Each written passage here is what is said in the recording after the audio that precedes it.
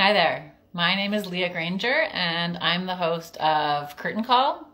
Curtain Call is a weekly interview series with powerful women in the arts, singers, dancers, musicians, actors, writers, performers of all kinds.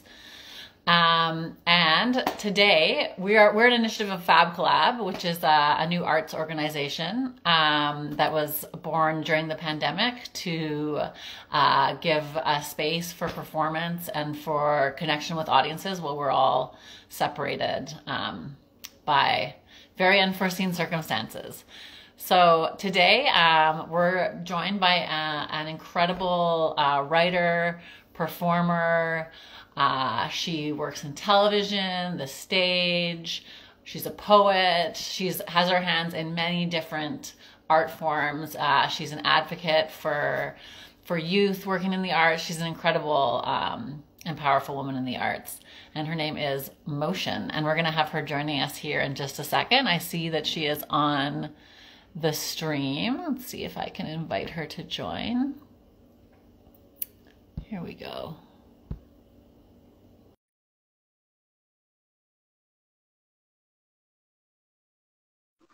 You should have Motion here in just a moment. Hi. Hi, how you doing? I'm great. How are you? Can you hear me? Yes. Perfect. Well, welcome to Curtain Call. We're really honored to have you here. Thanks for inviting me. We've all been hearing a lot. I don't know if anyone that watches CBC or is on GEM, you've probably been hearing a lot about 21 Black Futures, and Motion was one of the writers on that show. But you're also a poet, you're writing for television, I know you perform, you're an advocate for youth in the arts.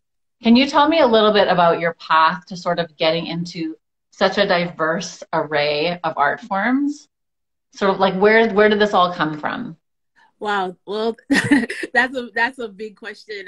I guess I've always been, someone who really loves the arts, loves performing, expressing myself through the arts. I have a real passion for music. At a young age, I started playing instruments like piano and keyboards, and then started emceeing and rhyming and spoken word poetry, doing hip hop radio, being really involved in, both behind the scenes and on the stage and on the mic as an artist. And, so it's been a big part of my life. From the time I could walk, that I could dance and move. Is it in your family? Is there arts in your family, or is it kind of coming from inside you? No, there's lots of arts in my family. I have an uncle who was a writer and what they called a rap poet. My mom and my dad, they always had like music around or books around, taking us out to shows or whatever. And my brother's an artist, and my cousin. So we have arts within our family, and so I guess on one hand that probably had a lot of influence on me, as well as internally, just really being excited about being able to express myself, as well as being a fan of artists, who give their all for what they do. It's a big sacrifice. So it wasn't like a big surprise to your family, like sort of the path that you've taken? They were like, yeah, that makes sense. Like it was always there. Actually, that'd be I should ask them that, because it could have been the different paths. But I think, as I came up, I always was involved in different diverse types of expression. I really loved media. I loved radio. I love radio. Mm-hmm. Anything to do with the voice. And then I guess when I reflect now, I realize I've been writing, forever, So whether it was writing poetry or writing rhymes, writing music, but also doing things like journalism for Boom Magazine, and, just finding different ways to express through the word. So, so I guess in a way it might've been a meandering path, but it's all part of the course, Yeah. Mm-hmm. What do you think it is like about the voice that is so powerful? Mm-hmm.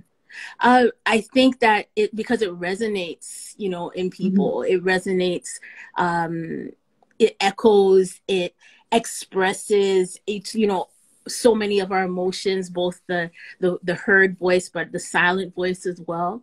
And I'm interested in the ways that the voice comes out of the body, as well as how it jumps off a page, or, you know, over music, or you know, the ways that we use technology to manipulate and express voice too. I find that really interesting. The dub, and I guess, and just going back to the heartbeat of it all. You know, the first thing that we do often is cry. You know what I mean, or wail. You know, when we come into at least on this side of the existence, our voice is open.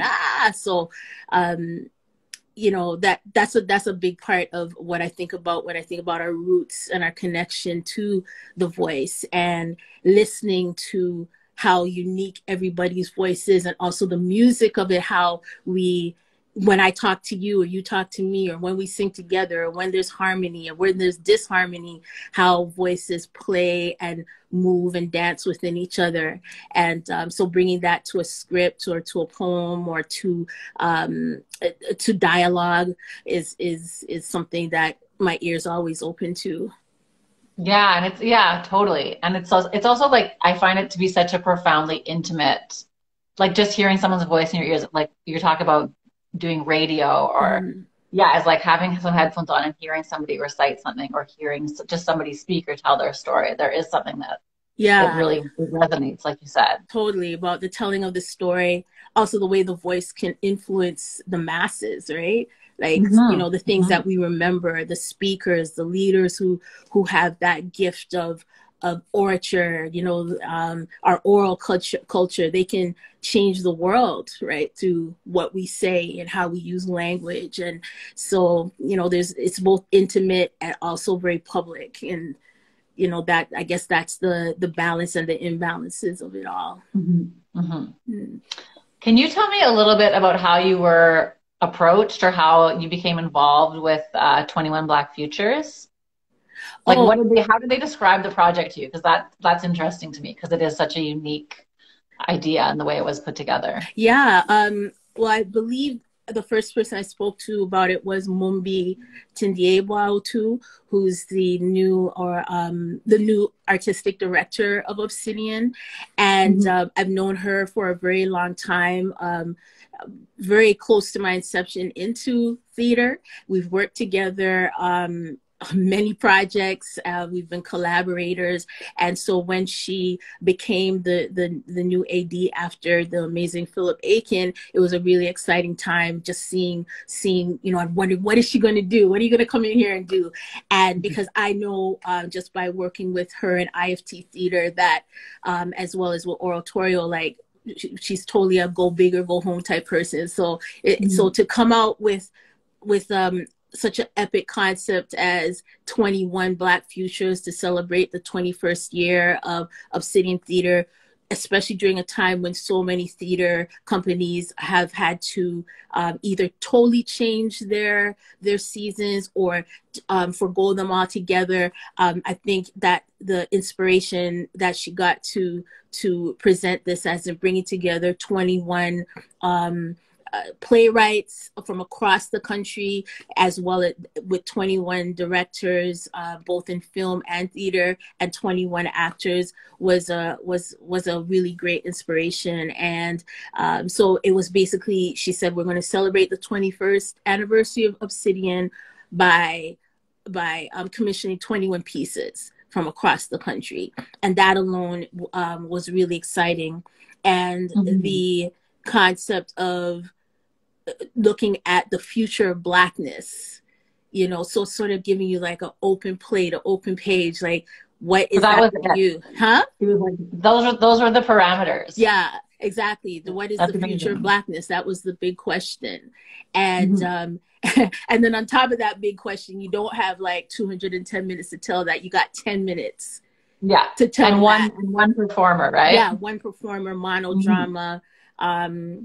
And then even on top of that, with her and Obsidian saying that they're looking at the fusion of film and theater.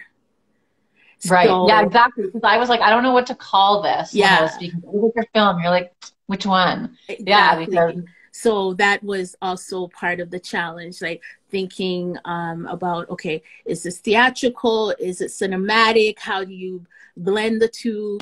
And yeah, so those were some of the initial things that she spoke about. And then Obsidian and the whole team encouraged and made a way for this to happen. And then the amazing part after that was when CBC Arts came aboard, and then that's also giving like the screen stage to present these pieces.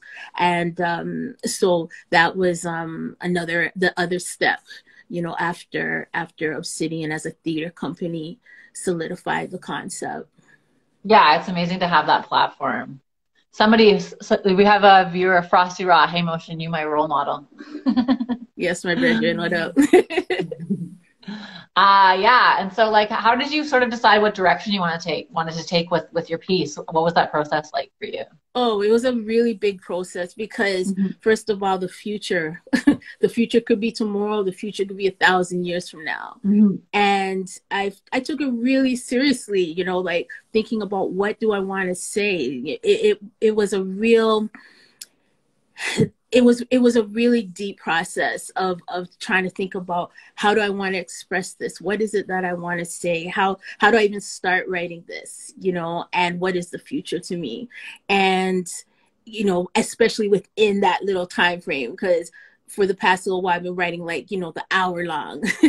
And so going into my mind to think about how to get into the 10-minute and also, am I writing cinematically or am I writing for a stage? And that tension was also there for myself. And so basically, as I find a lot of things happen, I just kept on thinking and immersing myself in Afro-futuristic and futuristic music and sounds. And then just sort of what were the first words that came off my fingers was belt, boots, backpack, wings. You're not going nowhere without your wings. And so that was sort of the anchor of or at least the first words that came out. And I basically just kept on, you know, sort of freestyling from there and figuring out what story was coming up. Who is this main character and who is she meeting along the way? And Chariot was born from that story, or from that I guess meditation, you know. And one thing that was interesting to me is that is the whole concept of the ancient future, you know, because we're always in the future. We're in the future for somebody, for some era, for yesterday, for 10 years ago. So my friend Eloquence always says, we in the future, you know what I mean? We in the future right now. And so that was also something that was in my head too. We in the future now. And so what would it look like even, you know, 50 years from now, you know, when our great grandchildren are walking through the city and you know, how will they move and the effects of what's happening right now on their lives. So that was sort of where I based it in. It was also interesting how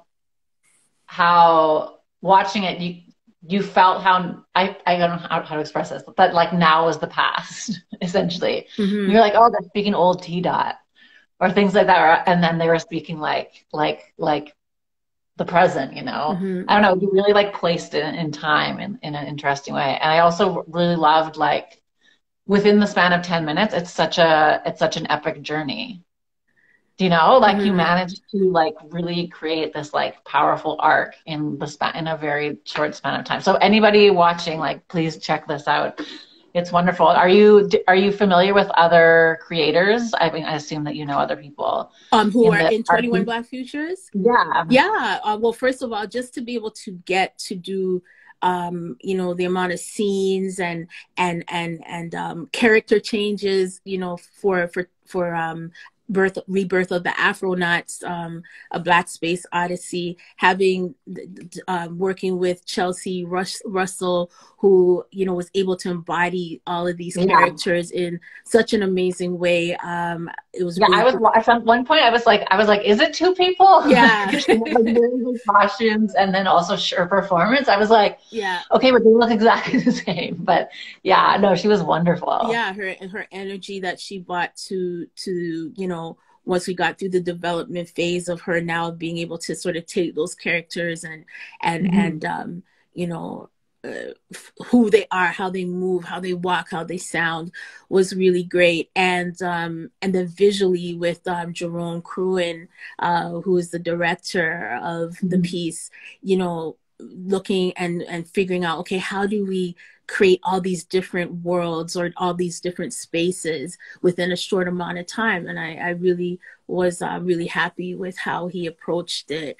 And remember, we're doing pandemic vibe in regards to pandemic the production of it. Production, and everything from rehearsal and all that. So that's on Zoom, and that's, you know, I've met Chelsea. I have not even met Jerome face to face yet. And so but having us within that virtual space, you know, and basically transplanting what we do within, you know, rehearsal hall or whatever was interesting. And I think that, you know, I love the way that he really translated the words into a visual world.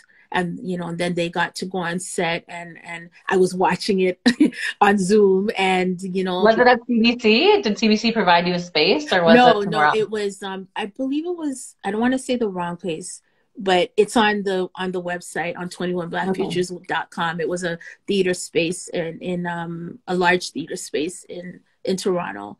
And so that was arranged through Obsidian. So I just want to really like a lot. And sorry, you were going to say something? Oh, it's just like to me, like the scope of, because we're like organizing virtual events and like projects through Fab Club, but like the scope of what Obsidian accomplished, just with like the number of participants, like the geographical span of it in the middle of a pandemic, and then to like, it was just like so like strongly promoted, and like the platforms that you guys are on, and then the projects, like the monodramas, the films, whatever. They're amazing. Amazing. Yeah. And just the diversity, like the breadth of stories and expression, and like with this broad theme, are just like, it's so incredible. And there's so many, like you can just like Janet Sears, and, you know, Janet Sears, or you know, Audrey Zina Mandela, you know, Lawrence Hill, and everywhere from Alison Duke or Amanda Paris, Charles Officer, you know, and then we're not even talking about the amazing actors, you know, who brought these words to life virtually, you know, in a lot of ways. And you know, it was great to see with, you know, that community that a lot of us, you know, so many people on the roster are people I know personally, who are some of my favorite actors, writers, and directors anywhere.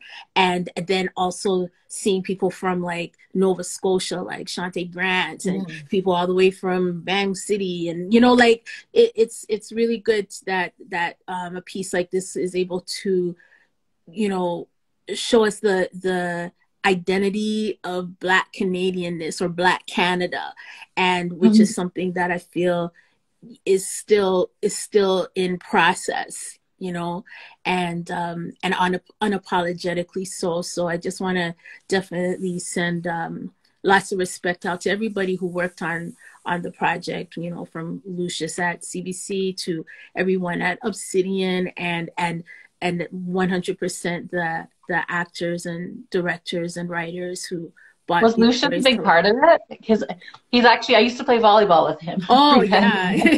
And that's actually how I found out about the project. It was on my Facebook, and I was like, "Wow, this is amazing!" So he brought it into Yeah, CBC. he was the he was the producer from the CBC side. Amazing, So yeah, amazing. so I think it was a great or has been a great partnership, and it's still there, you know. So we have a whole year to watch it, share it.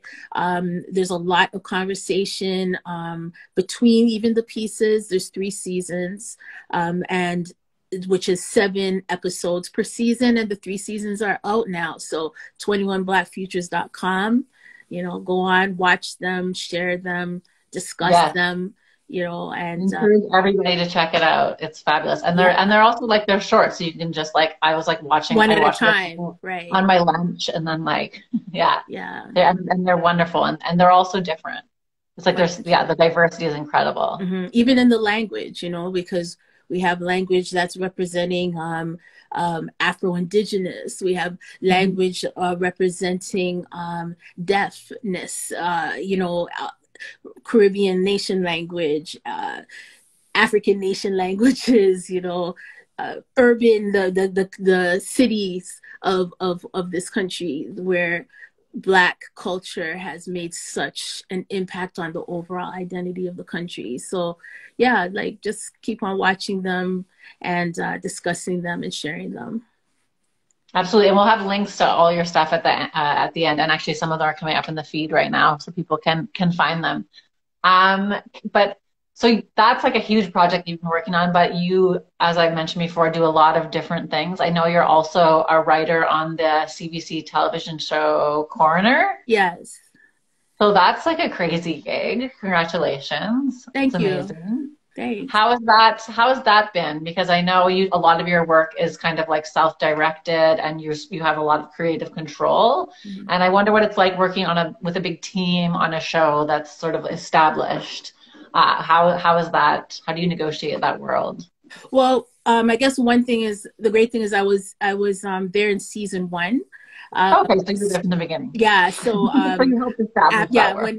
when the show got ordered, so being there from season 1 to season 3 has been a really great journey, and because I get to witness how characters are built and how worlds are built, and even everything from the, you know, working with consultants to learn about what does a coroner do, to those people who actually go and find, you know, discover bodies, or, you know, or people who have passed away, those who do the autopsies, and then even looking at things like mental health and anxiety, and as well as the different cultural groups that are represented as within the characters of the show, and bringing that, not making it like generica, you know, everybody's sort of like the generic, like looking at the specifics of the characters and where they come from and who they are and how they grew up, and bring that within their stories. It's in Toronto, right?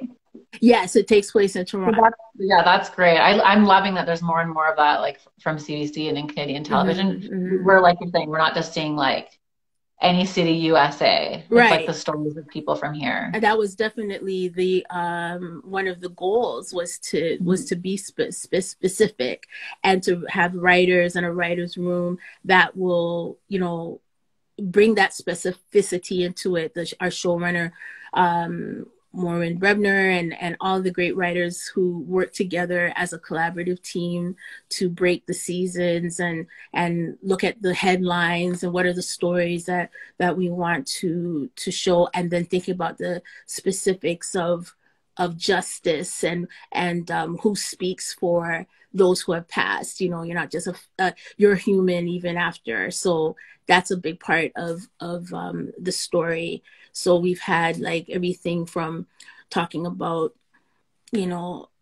police brutality and shootings of a character to you know, looking at mass shootings, and, you know, and how that affects families afterward and communities. So that's, you know, and that's just a few of the story. What's your recent episode? You have an episode that you wrote that came out recently? And it's in the, this is the third season, correct? That's right. Yeah. Mhm. My episode was on last week called Eyes Up, Amazing. and I thought. yeah, it was directed by Charles Officer and featured a young actor named Avery Grant, who we were just really, really in love with, and what she brought to the character of Ruby. And on top of that, it was really a personal episode for me because so many of my favorite people were, you know, whether it's artists or visual artists were represented on the screen and provided. It was a very visual arts heavy episode, and looking at the life of the artist and what an artist, you know, sacrifices for the legacy of their art. So, you know, we had Elixir was in there, who's, you know, a legendary Toronto graffiti visual artist, and Tenso too, and Beto Art, and Gorilla Brigade, and you know, even hair done by Kinky Creations, and you know, so people who I'm just like, I love what they do, and I'm so happy that we were able to have them in, you know, all together in this episode. Yeah. And the music with Junior T and DJ Nana, and you know, so it was a really, really great episode, and I love what Charles, you know, working with, he always does amazing work, and I really enjoy working with him. So I'm so happy that he was the one who was. And you also worked with him on a film, correct? Yeah, that's right. It's going to be in wider distribution. I understand. Akila's Escape. Yes, Akila's Escape. And it was, did it premiere last year at TIFF? Is that correct? That's right. And it also went to the Victoria Film Festival, and it has a couple film festivals coming up in the States in the next couple months, and then it will have its wider distribution in North America and in Europe. So tell me a little bit about that film. What's it about? Oh, well, Akila's Escape, it features a really amazing cast. It's a multi-generational story looking at the effects of the criminalization of the ganja trade over, you know, from the 70s to now, and it takes place in three locations, or, you know, sort of ties together different locations about the past and the how would I say, the legacy sort of how violence affects one man, and how he is looking for redemption, and what he will do to redeem before another young person is taken in by the same thing. So Akila is played by Saul Williams, the, you know, legendary poet, spoken word artist, and we have a really great cast. Denisha Pendergrass and Shamari Downer, Vic Mensa, sorry, and Tamela, who plays an amazing role as a young actor, and looking forward to seeing all the things that he does. Olinihe's in here, and yeah, it was, you know. What was it like co-writing that? What was it like being part of a team creating that story with someone that you admire?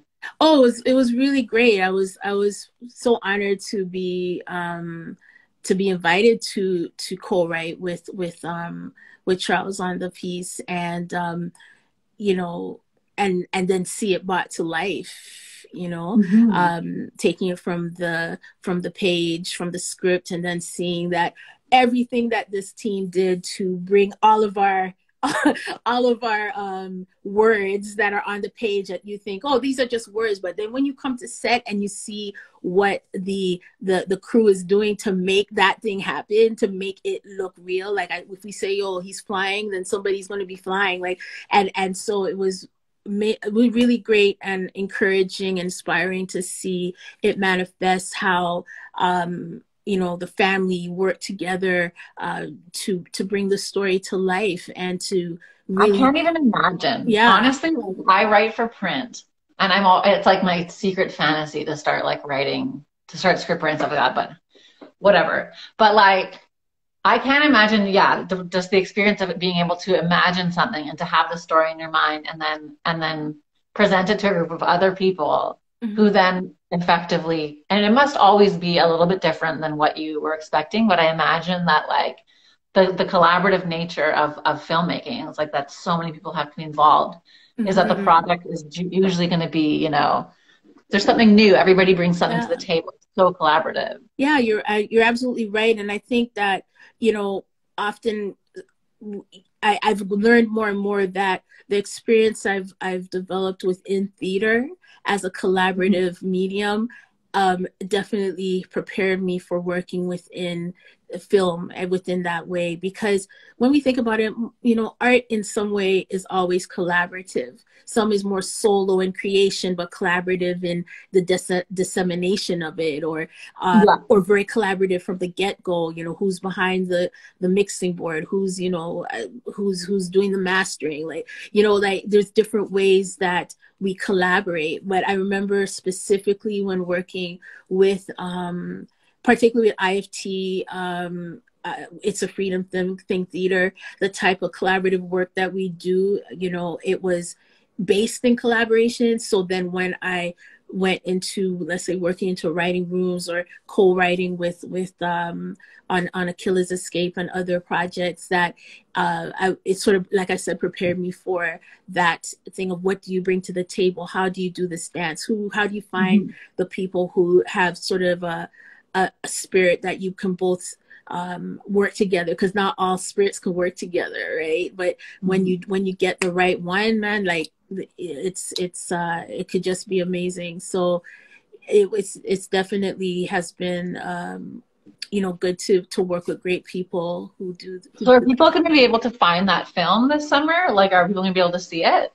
Yeah, exactly. So just keep either follow us on IG on Achilles Okay. Escape, at Achilles Escape, on Twitter. There's a website, Cane Sugar Films, so you'll be able to follow along and see where you'll be able to check it out. There's a lot of things that people can check out right now for you. So we've got 21 Black Features.